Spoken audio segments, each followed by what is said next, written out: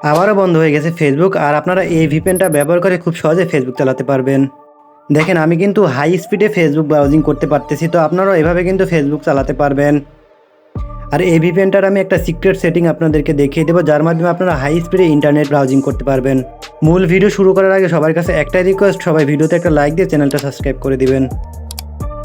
এই ভিপিএনটা ডাউনলোড করার জন্য আপনারা প্রথমে চলে আসবেন গুগল প্লে স্টোরে। এখানে আসার পর সার্চ দিবেন 1.1.1.1 ভিপিএন লিখে।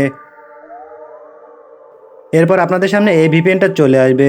সিম্পলি এটাকে আপনারা ইনস্টল দিবেন। আমার ইনস্টল করা আছে, আমি ওপেন করে নিচ্ছি।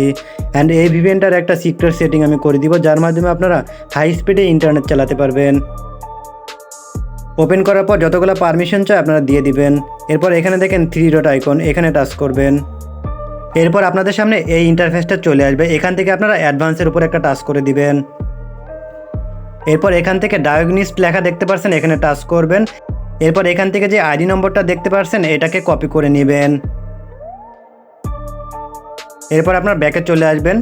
দেন এখান থেকে চলে যাবেন কানেকশন অপশনে।